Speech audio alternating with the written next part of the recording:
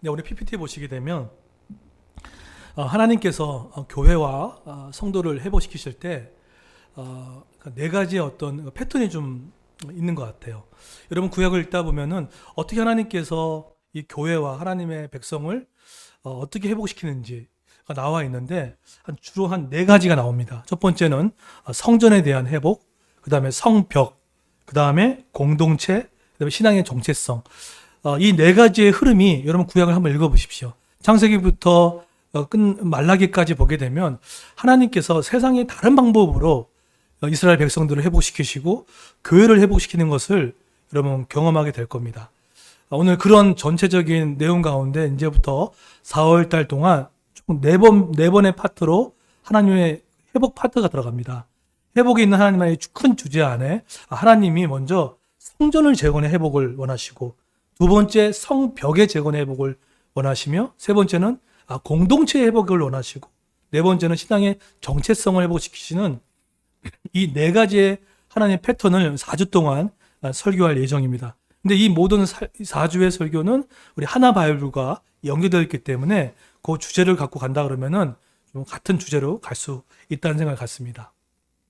자, 오늘 본문은 이제 역대한 36장 이후에 예레미야가 29장에 그런 말씀을 예언했죠. 포로로 끌려가기 전에 너희들이 이렇게 순종하지 않는다면 바벨론은 끌려갈 것이고, 또 끌려가고 나더라도 걱정하지 마라. 쉬운 말로 70년이 차면 고토의 회복, 다시 한번 이스라엘 땅으로 제2의 약속의 가나안 땅으로 다시 한번 출애굽시키는 하나님의 언약의 말씀이 예언되어 있었습니다. 그죠? 끌려가기 전에.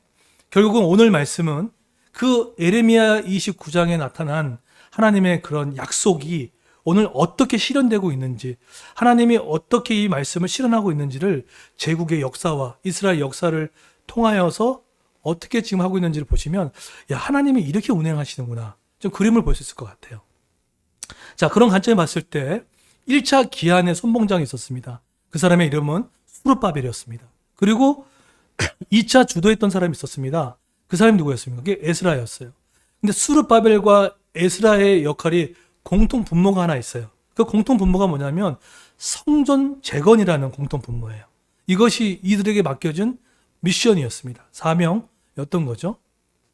그래서 이들의 가장 큰 목적은 바벨론 포로가 끌려갔던 이스라엘 백성들을 다시 본국으로 돌아올 때 너의 주 사명이 뭔지를 말해주는 부분들입니다. 자, 이런 관점에서 오늘 에스라가 이어지는데, 다음 걸 넘겨주시면, 그러면 오늘 여러분이 읽었던 1장부터 1절 4절 가운데 에스라의 두 파트로 이게 나눠지고 있어요. 근데 이 패턴이 느헤미야의 패턴과 또 거의 비슷해요. 이 비슷한 이야기는 우리 믿는 성도들이 회복의 관점에 이런 모습이 있어야겠다는 것에 대한 역사적인 교훈을 좀 받게 돼요. 자, 1장부터 6장까지는 어떤 내용입니까? 에스라엘을 크게 두 부분 나누면 1장부터 6장이에요. 근데 거기에 보게 되면 예루살렘의 성전 재건이라는 미션입니다. 그런데 이때 누구의 주도권이 있었냐면 바로 수르바벨이었습니다. 수르바벨을 통해서 고레스 칙령을 통하여서 수르바벨이 이제 이끌고 갑니다. 많이 가지 않았습니다. 끌려갔던 사람들은 엄청 많았지만 1차로 포로 귀환했던 사람은 몇만 명에 지나지 않았어요. 한 학자마다 견해가 다 다른데 한 4만 명, 5만 명밖에 안 갔어요. 그 바벨론에 끌려갔던 사람은 셀 수 없이 많았거든요. 근데 1차 포로는 많지 않았어요. 그러니까 마음에 자원했던 사람들만 올라갔던 거예요. 자, 그런데 이랬던 고레스의 칙령을 통해서 조서가 선포되어지고, 그리고 많은 백성들의 재물이 드려지고 또 기초를 쌓게 올라갑니다. 근데 여기에 방해가 있고, 그 방해를 또 이기고 완공을 하고 유월절을 준행하는 내용으로 1장부터 6장의 내용의 흐름이 쫙 되어 있어요. 그러니까 하나님 일을 할 때 방해 있습니까? 없습니까? 있어요. 예, 그럼에도 불구하고 하나님은 당신의 의지로, 당신의 계획으로 끝까지 힘들어도 우리 자녀들께 힘들고 어려워도 툭툭 털면서 다시 데려가십니다. 너 이제 됐어. 너 잘라버릴 거야. 이렇게 하지 않으세요. 하나님은 절대로 포기를 모르시는 분입니다. 그냥 고쳐 쓰시는 분이세요. 우리는 학벌도 좋고 능력도 많고 그런 사람들 다 데려가지만 하나님은 때로는 그런 사람도 끌어가시지만 하나님은 그 사람들도 다 고치시고 기다려주시고 품어주셔서 함께 갈 수 있게 하십니다. 이게 하나님 방법이죠.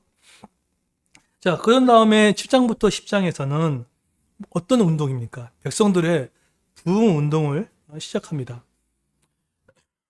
막상 도착을 했는데 에스라의 이제 인도 아래 2차 기한이 됐는데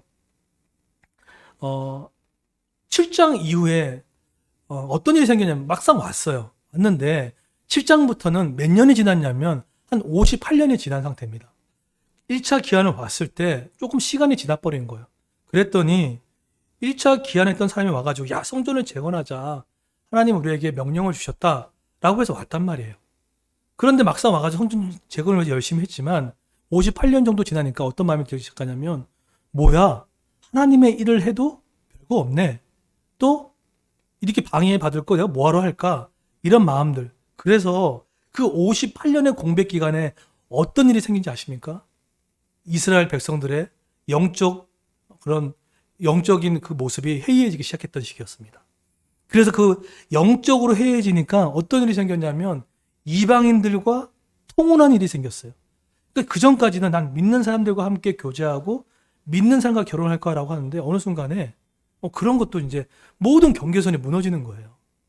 내가 세워놨던 이스라엘 하나님과 붙었을 때 세웠던 많은 경계선들이 그런 영적으로 해이함이 빠지다 보니까 이방인들 통혼하기 시작하고 또 그 결혼을 하게 되고 막 그런 일들이 비일비재했다는 거예요. 그러니까 에스라가 깜짝 놀란 거죠. 거기에는 제사장들도 있었습니다. 제사장의 자녀들도 그렇게 됐다는 거예요. 모든 지도자가 무너지기 시작했고 백성들이 영적으로 아주 혼탁하기 시작했습니다. 그게 지금은 이 모습이에요. 그럴 때 에스라가 성전만 있으면 뭐 하겠냐? 그때 뭐 합니까? 에스라의 영적인 부흥 운동을 통해서 말씀을 가르치고 또 예배를 드림으로 말미암아 그들의 심령 가운데 뭐를 불어넣습니까? 그렇죠? 하나님의 기도가 무엇인지 말씀이 무엇인지 같이 가르치기 시작해요. 그때 이 일로 말미암아 백성들의 삶이 바뀌기 시작하고 전무후무한 에스라의 부흥의 운동이 일어나서 통혼했던 사람들이 이혼하기 시작하고 버리기 시작하고 통회하고 자복하는 일들이 생겨나는 일이 되어집니다. 여러분, 교회 성전만 있다고 또 필요합니다. 성전이 왜 안 필요합니까? 한국 교회가 그동안 성전 가운데 무리하게 건축을 하고 경정을 부추기고 또 뭐 누가 냈네 하면서 상급이 쌓일 거다라고 하는 이 성전 건축에 대한 이 잘못된 오해와 이런 부분이 놓여 있었잖아요. 하지만 성전 건축 자체는 고귀한 겁니다. 하나님 앞에 그 임재의 장소이며 언약의 백성들이 함께 모여서 예배하는 공간이고 자리가 모자르면 교회가 필요한 것이고 또 환경이 필요하면 필요한 것들입니다. 네, 그것을 잘 분별할 필요성이 있어요. 자, 이랬던 이 삶 가운데 그들의 이제 부흥 운동이 일어났죠. 그래 성전만 있으면 뭐 하겠습니까? 영적으로 마음이 빠져 있고 백성들이 해이해지고 있을 때, 그랬을 때 에스라의 이런 백성의 부흥 운동 자체는 너무나 적실한 하나님의 방법이었고 계획했다는 거예요. 여러분 잘 이 말씀을 들어보세요. 하나님이 우리를 회복시키는 방법이 상당히 사뭇 달라요. 이 세상 사람들과 전혀 다른 모습으로 보게 됩니다. 성전의 임재의 장소와 백성들의 속에 있는 성령의 전, 우리 마음을 성령의 전이라고 하지 않습니까? 거기를 부흥시키는 일들. 그래서 여러분 이번엔 4월달 주체 주죠. 우리 고난주간 특별 새벽기도 4일밖에 되지 않습니다. 여러분 다시 한번 십자가 앞에 또 하나님 부활하신 예수님을 다시 묵상하는 그 시간을 다시 한번 새겼으면 좋겠어요. 그래서 우리가 좀 분기별로 이런 특별 새벽기도를 통해서 우리 모습이 회복됐으면 좋겠습니다. 자, 그러면 이러한 큰 흐름과 안에서 그러면 오늘 본문은 오늘 그레이스 교회 성도들한테 무엇을 말해주고 싶은가? 오늘 본문의 이야기를 들었으면 좋겠습니다. 오늘 첫 번째 다음 PPT를 띄워주시면 자, 하나님은 오늘 이 에스라 1장 1절부터 4절을 통하여서 우리에게 주시는 교훈이 있어요. 첫 번째는 뭡니까? 말씀을 이루시는 하나님의 나라라는 거예요. 자, 1절 한번 볼게요. 말씀을 이룬다는 게 대체 뭘까? 자, 1절 한번 보세요. 자, 읽겠습니다. 시작.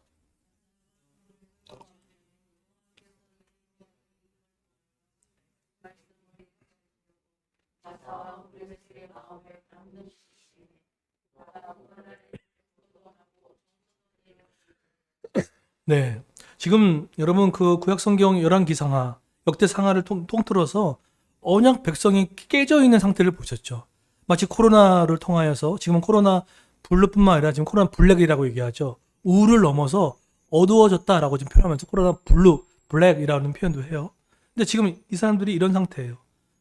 언약 백성이 하나님의 언약을 파기하고 하다 보니 하나님의 징계로 말미암아 하나님의 사랑과 끊어질 큰 위기에 놓여 있었죠. 그런데 말씀을 이루신 하나님의 그런 회복의 역사가 누굴 통해서 일어나냐면 1절에 나오는 누구 왕입니까? 고레스를 통해서 하나님의 회복이 시작됩니다. 근데 이 고레스라는 이 사람은 어디 이 부족국 출신이냐면 메대라는 작은 소도시가 있어요. 근데 그 메대의 작은 부족 국가의 출신이었습니다. 그렇게 화려했던 신분이 아니었어요. 그런데 이 메대의 작은 부족의 국가 출신 이 고레스 왕은 바벨론을 정복하고요. 그 다음에 페르시아를 세우죠. 여러분 이 고레스라는 이름의 뜻이 뭡니까? 이 고레스라는 이 뜻이 뭐냐면 바사어는 쿠르추라고 해요. 그런데 이 고레스라는 뜻이 뭐냐면 참 멋져요. 거의 다니엘과 이름과 비슷해요. 태양처럼 빛나는 자. 이것이 바로 고레스의 원 이름이에요. 그런데 오늘 보세요. 1절에 상반절에 보시면 바사왕 언제라고 하죠? 고레스 원년이라고 합니다. 여러분 구약 성경에서 BC 몇 년 한 것은 다 정확하지가 않아요. 그냥 얼추예요, 얼추.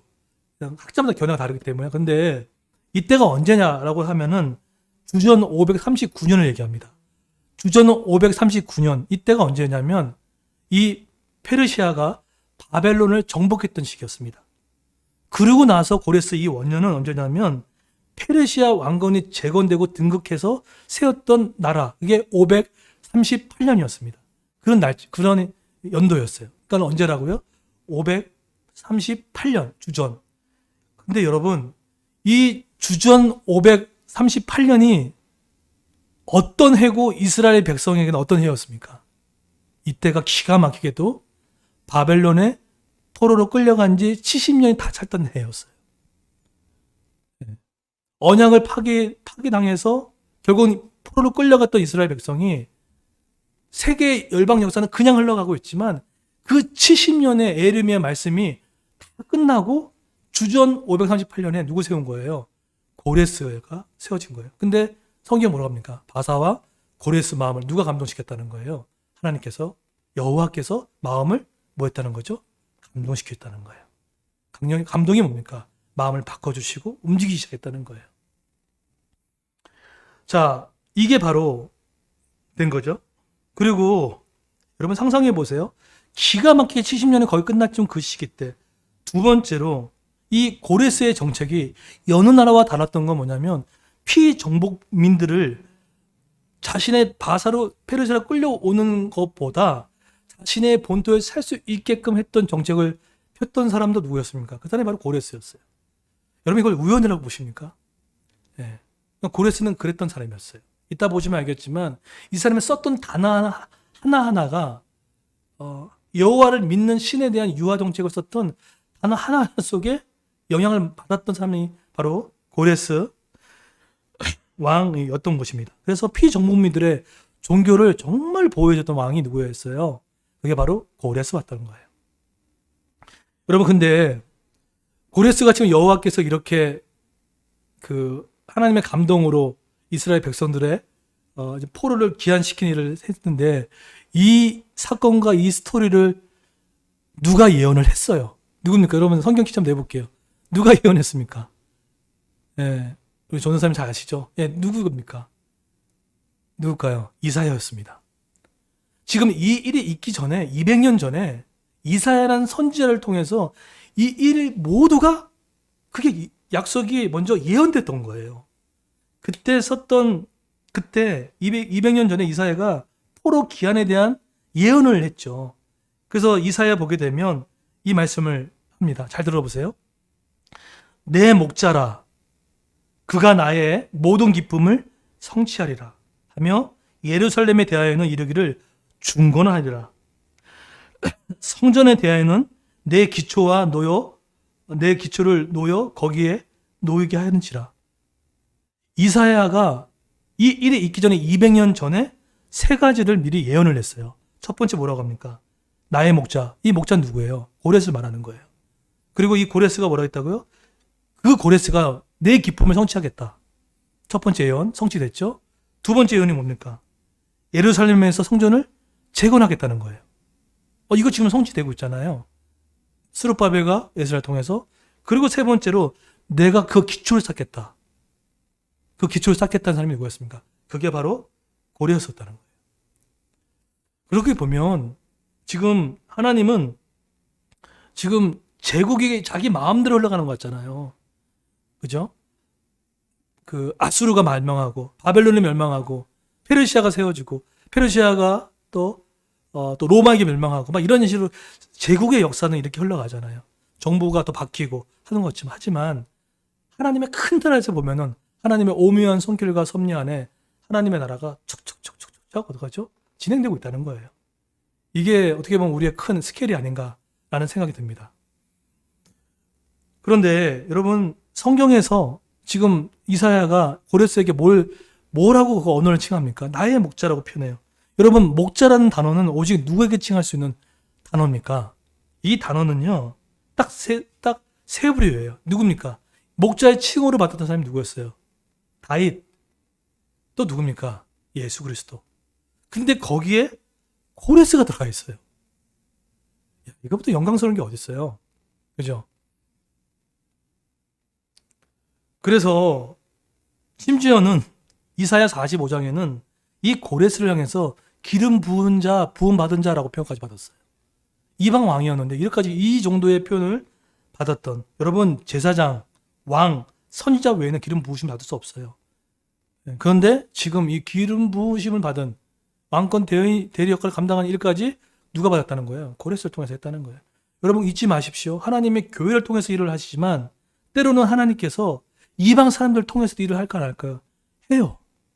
하나님께 그 직장의 상사, 또 다양한 정책, 다양한 경제의 어떤 수장들, IMF 총재, 대통령, 총리 할 거 없이 하나님의 마음만 먹으시면 제국의 역사를 바꾸시고 감동시켜서 안 될 것이 체결되고 조약이 체결되어지고 파기되는 이 모든 순간순간으로 하나님이 역사할 수 있다는 거예요. 네, 여러분 이 부분이 너무나 중요합니다. 그래서 여러분 잘 보셔야 될 것 같아요. 하나님의 일하심이 어떻게 교회를 통해서만 일합니까? 다양하게. 그래서 여러분 마음에 들지 않는 환경, 마음에 들지 않는 불의한 환경, 정책들, 또 고여있는 것들 그래서 놓고 선포하셔야 돼요. 하나님의 마음에 감동일으켜 주십시오. 이 부조리 가운데, 이 불평등 가운데, 하나님 이 소통되지 않는 이 상황들 가운데 하나님께서 마음을 감동시켜 주십시오. 여기 사랑하는 부모님이 계십니까? 혹시나 계시면 자녀의 마음 가운데도 그 부모한테 말하지 못하는 그런 것 있다면 하나님께서 하나님 우리 자녀의 마음을 감동시켜 주시고 하나님을 향하게 하시고 부모와 감정이 소통이 되어지는 그런 좀 하나님의 역사를 기대하면서 하는 이 부분들이 너무나 중요하죠. 자, 그런데 여러분 이렇게 고레스가 어떻게 이렇게 하나님의 기쁨이 되고 어떻게 믿는 자들이 이렇게 호의를 베풀어 줄까라고 했을 때 이게 그냥 딱 누가 들으면 야 이거 그냥 동화책 같고 또 그러한 스토리 같은데 성경은 그 현실에 그 기반되는 일이 하곤 하죠. 이때 이 고레스에게 영향을 미쳤던 한 사람이 있었어요. 누굴까요? 이 고레스에 이렇게 할 수 있게끔 영향을 미쳤던 하나님의 도구가 한 명 있었습니다. 물론 하나님께서 하나님의 감동으로 고레스를 세우셨지만 이 고레스 가운데 영적으로 정서적으로 영향을 미쳤던 한 사람 인물이 있어요. 그게 누굽니까? 다니엘입니다. 다니엘은 고레스 다니엘 1장에 보시면 고레스 왕 원년까지 총리를 지내던 사람이 누구였습니까? 그게 다니엘이었어요. 다니엘이 바벨론, 메대, 다리오온까지 어떻게 했던 거예요? 그 총리의 역할을 감당하면서 많은 영향이 있었을까 없을까요? 있었단 말이에요. 어떻게 제국이 3번 바뀌는데 어떻게 같은 총리가 유임될 수 있겠습니까? 지금도 우리가 새 총리를 뽑는다고 지금 하고 있는데 근데 그런 식으로 영향을 미쳤던 사람이 바로 봤던 거예요. 야, 저 사람 보니까 하나님의 영향력이 있구나. 저 사람 보니까 저렇게 역사하시는구나. 뒤에 보시면 알겠지만 이 고레스가 여호와를 참 신이라고 고백하는 구절이 나와요. 그러니까 이게 그냥 되는 게 아니에요. 여러분, 그래서 우리 부모님들, 우리 자녀들 있지 않습니까? 이 자녀들이 지금은 내 품의 자녀이지만 부모의 가장 큰 첫 번째 역할이 하나 있어요. 그게 뭐냐면, 첫 번째입니다. 그건 뭐냐면 우리 자녀들의 마음을, 내면을 단단하게 만들어주는 거예요. 단단하게. 말씀의 근육도 마찬가지겠지만 정서적으로, 감정적으로 단단하게 만들어주고, 두 번째 부모의 역할이 있습니다. 이거는 우리 앞으로 결혼을 준비했던 사람도 마찬가지입니다. 두 번째 역할은 뭐냐면 자녀가 건강하게 독립하고 자립할 수 있게끔 도와주는 사람이 바로 부모입니다. 그걸 영향을 미쳐주는 거예요. 저도 이제 우리 아들이 이제 고1이잖아요. 이제 만약 빠르게 군대 간다면 3년밖에 남지 않았어요. 지금 화장실 가서 얘기 안 하는 건데 어쨌든 3년밖에 안 남았어요. 그러니까 지금 이제 고1 아이들 키워보니까 이제 그 마음이 느껴져요. 이제 그런 마음이 느껴지고 잘 독립시키고 자립시키는 쪽으로 이렇게 계속해서 밀어가게 되더라고요. 여러분, 초등학교 이제 4학년, 빠르면 3학년, 4학년만 가보십시오. 아이들이 이제 독립을 이제 스스로 조금씩 준비하는 모습들이 있죠. 여러분, 그런데 자녀를 독립시키고 자립시키다 보면 부모의 마음이 허전함이 있지만 자녀가 그렇게 독립을 잘해야 나중에 다시 부모와 얘기가 통합니다. 그런 자녀를 건강하게 영적으로, 지금 이때 영적으로, 말씀으로 내면의 감정의 근육을 건강하게 세우지 않으면 그가 그 역할을 한다는 게 상당히 어려운 부분들이 있죠. 어떻게 보면 다니엘이 고레스의 부모는 아니지만 선악의 영적인 아비로스의 영향을 말미암아 이스라엘 백성들 70년 만에 돌아오는 그들에게 이렇게 영향을 미칠지 누가 알겠습니까? 여러분, 모르는 겁니다. 여러분의 낳은 자녀가 고레스처럼 하나님께 붙잡히마 되어서 많은 사람들에게 이렇게 영향을 미칠 줄 그건 모르는 거예요. 저는 기도합니다. 하나님, 우리 그레스 교회, 우리 청년들, 우리 자녀들이 이런 하나님께 붙잡히마 되는 은혜가 있기를 소망하고 축복합니다. 자, 두 번째로 한번 PPT를 보시게 되면, 자, PPT 보시겠어요? 자, 그러면 오늘 첫 번째 교훈은 말씀을 이루신 하나님의 나라. 하나님은 반드시 이사야, 에레미야를 통해서 언약을 이루셨죠? 그 다음에 오늘 두 번째 교훈이 뭐냐면 이겁니다. 여호와의 뭐죠? 여호와의 전을 건축하라 라고 이야기를 해요. 여러분, 고레스 칙령, 돌아가라, 너희들이 이제 돌아가라 라고 했을 때 주 목적이 뭐예요? 포 다 띄고 심플하게 얘기하면 성전 재건이에요. 고레스의 칙령의 가장 큰 핵심 목적은 성전 재건입니다. 물론 여기에는 고레스의 정책 가운데 관용적인 정책도 포함되어 있어요. 유화적인 정책도 있지만 어쨌든 하나님은 고레스의 마음을 감동시키셔서 언약 갱신을 통해서 강력한 드라이브를 걸었는데 우리처럼 정치와 정책과 조례와 그런 법을 바꾼 게 아니라 성전 재건을 통해서 영원히 파괴된 그들을 다시 한번 여호와의 성막으로 모이게 만들고 임재케 만드는 일을 통하여서 성전 재건을 하나님 회복을 시키시는 상징적인 의미로 드라이브를 지금 걸고 있다는 거예요. 이 이야기는 더 나아가서 지금 이스라엘 백성들은 뭘 준비하고 있는 겁니까? 뭘 준비하고 있죠? 첫 번째 출애굽이 어디였습니까? 바로에서 붙잡힌 데였다가 가나안 땅에 가는 첫 번째 출애굽이었다면 이들은 뭘 준비하고 있는 겁니까? 두 번째 출애굽을 준비하고 있는 거예요. 이게 뭐죠? 약속의 가나안 땅으로 제2의 출애굽을, 그렇죠? 바벨론에서 약속의 땅으로 다시 가는 출애굽의 역사를 보여주고 있어요. 근데 그 핵심이 뭐라고요? 바로 성전 재건입니다. 성전 재건의 핵심이 뭐예요? 쉽게 말하면 하나님께 당신 백성 가운데 내가 너 다시 함께 하겠다는 뜻이에요. 내가 너 다시 함께 하고 싶다. 이것이 바로 성전 재건의 중요한 일인 거죠. 자, 2절 보세요.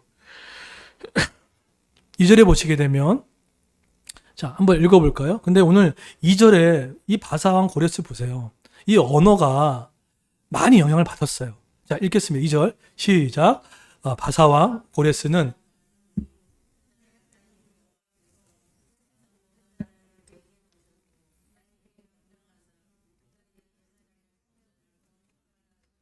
네, 여기서 지금 표현하는 가운데 잘 보세요. 하늘의 하나님 여호와라는 표현들이 있는데 사실은 이 페르시아는 이원론적인 종교관을 갖고 있는 나라였습니다. 그래서 고대 페르시아에서는 하늘의 신을 뭐라고 표현하면 신 아라만이라고 표현하고요.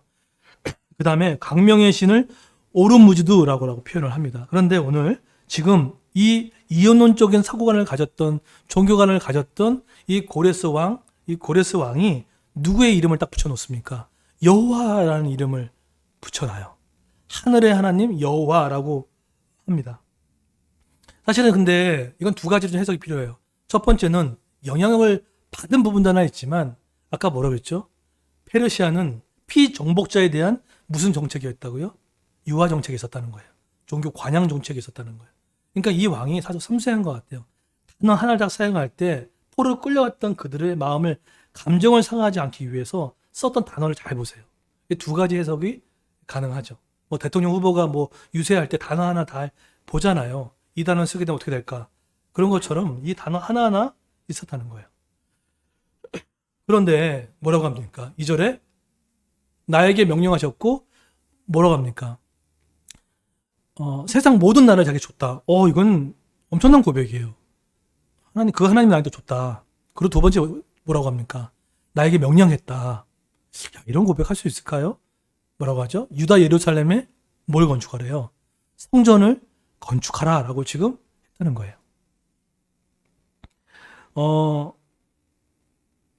당시에 그 페르시아 그 바사 왕 고레스는요. 당시에 어떤 일이 있었냐면 참 재밌어요. 이게 저는 아무리 이 본문을 묵상해도 이거 하나님의 섭리다라는 생각이 안 드는 게 당시에 이 다른 민족들의 성전이나 제단을 복구시켜주는 일은 역사가에 의하면 고레스의 주된 통치 스타일이었다고 얘기하더라고요. 그러니까 하나님이 그 사람의 기질을 포기하고 쓰지 않아요. 그 기질 그대로 하나님이 사용하셨던 것 같아요. 여러분 자녀의 기질을 먼저 파악하는 건 정말 중요합니다. 저도 이제 어제 아내랑 이제 서점에 이제 갈 일이 있었는데 같이 이제 서점에 가가지고 이런저런 얘기하다가 MBTI 관련돼 가지고 아내가 이제 저를 이제 오해했던 것 같아요. 저희 MBTI를 알고 있었는데 같이 이제 차 안에서 이렇게 해보니까 제 MBTI가 그게 아니었던 거예요. 바뀐 것도 있고. 그런데 처음에 저와 아내는 이 MBTI를 통해서 서로 극과 극이 만났다라고 생각을 했어요. 서로의 끌림이 있었지만 살다 보니까 다툼이 있었다라고 했는데 어제 그 MBTI를 서로 이렇게 다시 보니까 천상 짝꿍이에요. 천상 짝꿍인 거예요. 잘 맞아요. 네, 잘 맞는데 그런 것처럼 근데 그 얘기를 왜 했냐면 서로의 기질을 서로 이해가 안 되니까 항상 그것에 대해 정죄가 있었던 거예요. 어떤 부분에 있어서. 저 사람의 기질은 저거거든요. 어떤 사람은 감정을 말하면 생각으로 받는 사람이 있고 어떤 사람은 감정을 말하고 있는데 감정을 받아쳐주는 사람이 있어요. 여러분 자녀들도 마찬가지입니다. 자녀가 마음의 감정을 얘기할 때가 있어요. 아빠 힘들어요 라고 하면 왜 힘들다고 예외를 들어가면 안 돼요. 왜 뭐가 힘들어? 라고 이렇게 감정은 감정으로 받아주는 것도 되게 중요합니다. 네. 그런 것처럼 그렇게 기질대로 하나님이 그 사람 쓰시더라고요. 이 기질을 바꿔서 사용할 수는 없어요. 그런 것처럼 고레스가 가지고 있던 그 나라의 정책, 그의 성품, 단어 하나마저도 섬세하게 했던 그 모든 것들을 통하여서 고레스의 통치 스타일로 지금 하나님의 일을 하고 있죠. 그런데 3절에 보시게 되면 한번 3절에 보여주세요. 뭐라고 합니까? 이스라엘은 뭐라고 하죠? 하나님은 참 신이라. 엄청난 고백이에요. 얼마나 많은 신이 있었겠습니까? 그죠? 근데 유일한 신이라고 이야기를 하고 나서 그 다음에 이렇게 얘기합니다. 너희 중에 그의 백성된 자는 뭐라고 하죠? 다 유다 예루살렘에 올라가서 뭐 하라는 거예요? 여호와의 성전을 건축하라라고 이야기를 하고 있어요. 자, 그럼 여쭤볼게요. 여기서 너희 중에 그의 백성된 자는 다 누굴 뜻하는 겁니까? 누굴 뜻하죠? 첫 번째는 바벨론에 포로 끌려왔던 사람들. 두 번째는 누굴까요? 아수르에 끌려갔던 포로들 다 흩어져 있을 거 아니에요. 그죠? 왜냐하면 지금 고레스가 모든 제국을 집어삼켰거든요. 그렇기 때문에 거기에는 모든 사람들을 뜻하는 거예요. 네. 이 모든 사람들이 뭐 하라고요? 성전을 건축하라라고 하는 거예요. 그래서 이 얘기는 뭡니까? 너희가 포로의 신분이 있든 네가 어떤 상에 놓여 있든 간에 하나님의 언약의 파기가 회복되기 위해서는 뭐가 필요하다는 거예요? 하나님의 성전을 건축하는 이 상징적인 이것을 모두가 다 함께 하는 이 부분에 대한 이야기를 하고 있어요. 하나님 백성이라면 누구라도 할 수 있다는 거예요. 다음 주에 느헤미야를 시작합니다. 느헤미야 표현 가운데 여호와의 전이라는 표현이 나오는데 여호와의 전은 세 가지가 다 포함되어야 돼요. 잘 들어보세요. 여호와의 전은 성전, 두 번째는 그다음 두 번째는 예루살렘에 그 안에 있는 공동체, 그 다음에 바로 세 번째 하나님의 백성, 포괄적인 게 개념입니다. 그러니까 내가 교회 얘기하게 되면요, 성전도 맞고요, 공동체, 영적 가정교회도 맞고 그 백성도 다 포함된 거라는 거예요. 근데 성전 건축은 누가만 하고 누가 하지 말하는 게 아니라 뭐죠? 다 같이 함께 너희들이 이사야와 예레미야를 통해서 하는 이 하나님의 임재 상징인 쪽으로 올라가라라고 이야기를 해요. 그런데 여러분 잘 보세요. 유다의 예루살렘에 올라가서라는 저 단어, 올라가라는 저다가 알라라는 그 단어 사용하는데 사역형 능동태예요. 그러니까 상당히 엄중하다는 얘기예요. 그러니까 이게 엄중하고 고레스 왕의 의지의 표명이 되어 있던 단어로 사용된 겁니다. 그러니까 상당히 강력하게 가도 좋고 안 해도 좋다 이 정도 개념이 아니에요. 반드시 여호와의 성전을 건축한 일에 모든 여호와의 전에 해당되는 모든 사람들이 함께 마음을 모으기를 원하는 거예요. 여러분 그레이스 교회와 4월 18일 날 보게 되면 아직 발표되지 않았지만 거리두기가 해제가 되고 물론 실내에선 마스크가 착용이 되는 이 부분이 생기죠. 종교 시설은 어떻게 될지 모르겠지만 아마 뭐 풀리긴 풀릴 수 있겠죠.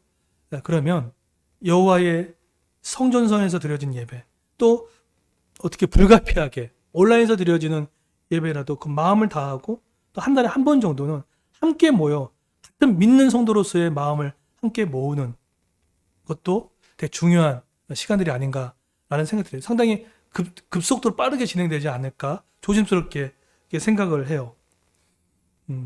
또한 성전의 건축, 이것은 우리만 끝나는 것이 아니라 여러분 가정교회 지금 모임도 나눔을 하고 있지 않습니까?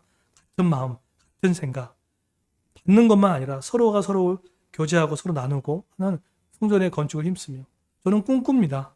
나중에 우리 그레이스 교회가 부흥을 주실지 성장을 줄지 잘 모르겠어요. 하지만 그거는 있어요. 1층에는 모든 이방들이 함께 어울려서 먹을 수 있는 또 카페도 있고 2층에는 함께 예배 드릴 수 있는 공간도 있고 그리고 바로 올라가서 우리 아이들이 마음껏 뛰놀 수 있고 그런 코로나의 상황에 전혀 상관받지 않는 그런 아이들이 마음껏 뛰놀 수 있는 공간, 그런 공간도 하나님이 어떻게 주실지도 모르는 거예요. 그래서 정말 거기서 이방인들이 함께 예배 드리는 그런 모습에 그래서 그걸 통하여서 또 열방 가운데 복음도 전해지는 그런 것도 꿈꿔요. 여러분 오늘 말씀 결론 맺도록 하겠습니다. 오늘 고레스를 통하여서 하나님이 하나님 일을 하기 시작하셨습니다. 그래서 오늘 이 고레스를 통하여서 두 가지 우리에게 중요한 교훈을 줍니다. 하나님은 반드시 말씀을 통하여서 이루신다.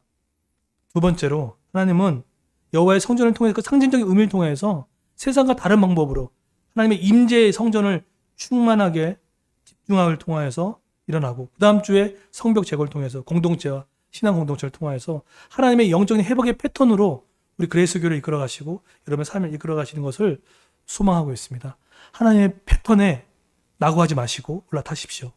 올라타셔서 그 하나님의 회복에 그 눈에 하나님의 계획 속에 여러분 속에 들어가십시오. 내 계획 속에 하나님을 끌어오지 마시고 하나님의 계획 속에 여러분 올라타셔서 거기에 하나님이 주시는 비전과 꿈과 인도하심을 이끌림 받는 저와 여러분 되기를 예수님의 이름으로 축원드리겠습니다. 예, 우리 다 같이 한번 마지막으로 우리 찬양